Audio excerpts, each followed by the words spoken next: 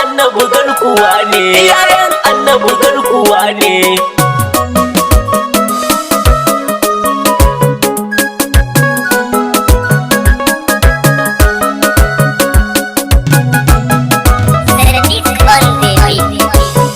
Mutuncin Annabi za mu kare, iyayen Annabi garkuwane. Mutuncin Annabi za mu kare, iyayen Annabi garkuwane.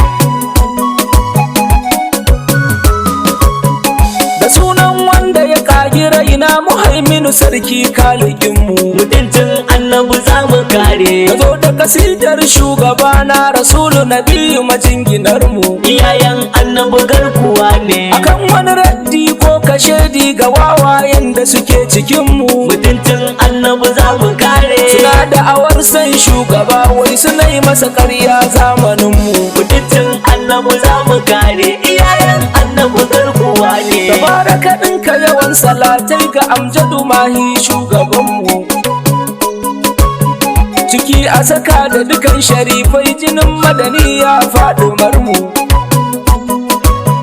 Asa ashabu da duk waliyai suna hana ƙarya zamaninmu. Su ce mana shi ɗaya ne matsira madafar bayi arzikinmu.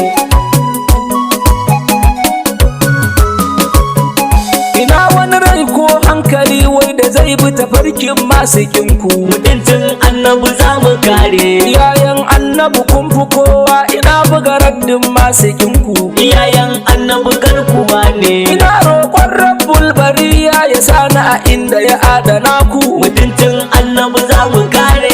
Wai aljanna kuna cikinta, kuna iya kyauta arzikinku. Mutuncin Annabi za mu kare, iyayen Annabi garkuwane. Da rai da jiki da dukan kuɗinmu an ba mu saboda mu jittaba ne. Bale kuma mata ko gidaje da ba su da rana tarkace ne. Akan najabul kaunaini raina yana iya salwanta ku gane. Ku bar mana mai wala saufaɗin nan abun musamman duka rayuwa ne. Mutuncin Annabi ya fi ƙarfin mu saurara wani a cikinku. Mutuncin Annabi za mu kare. Muna iya salwantar da rayi idan kuka sake don ubanku. Iyayen Annabi garkuwane. Bala'i kun ka kira da kanku da za mu yi yaƙi har gidanku. Mutuncin Annabi za mu kare. Bar mana Annabi namu ne mu isarsa kaɗai mu ta ishe mu. Mutuncin Annabi za mu kare, iyayen Annabi garkuwane. Akwai wata jimla mai ƙazanta da ba na so na ji an faɗe ta. Saboda mutuncin shugaba na ta ya kuma za a yi na faɗe ta. Tana saka raina yayi ta kunci da zafi in na ji an faɗe ta. Akan wasu ma balle mahaifan da duk da silarsu muke rabauta. Bazan musu kara ko kaɗan ba bare kuma ƙauna na tsare su. Mutuncin Annabi za mu kare. Suna fasa kai har ma suna ji ibada na iya taimakon su. Iyayen Annabi garkuwane. Suna kallon ummi da abban ma'aiki can wani gugarin su. Mutuncin Annabi za mu kare. Je mu kiyamar za su gane rubutun ƙarya ne burin su. Mutuncin Annabi za mu kare, iyayen Annabi garkuwane. Allahu ka tsinewa mutanen da ke ƙaryar ƙaunar Habibu.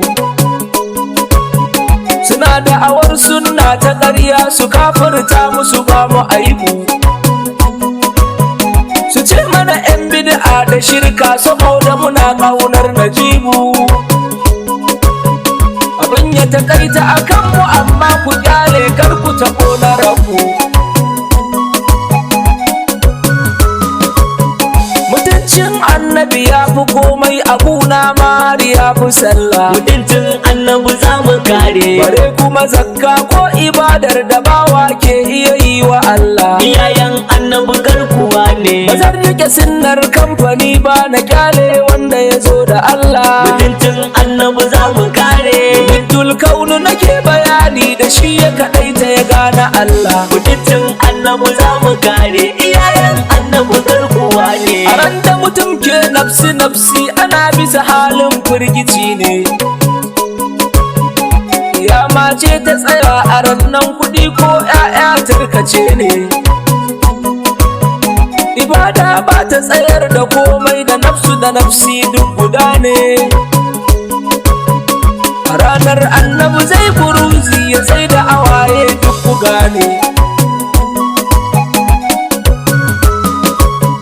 Ya buɗe dukan gofa ta ceto yana da ceton al'umarsa. Mutuncin Annabi za mu kare. Yana afuwa tausai ga bayi yana iya komai arzikinsa. Iyayen Annabi garkuwa ne. Yana raba aljanna ga kowa bare kuma su ɗin walidansa. Mutuncin Annabi za mu kare. Kaya kuma bawa zai kisan su yake tsammanin taimakonsa. Mutuncin Annabi za mu kare. Iyayen Annabi garkuwa ne. Sahal Mahi ne shugabana, nazo da kasidar walidanka.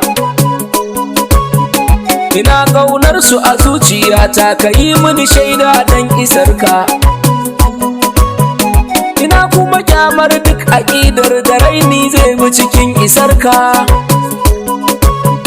Ka gafarce mu ka babu ƙarfin da za mu tsayar su da garkuwarka.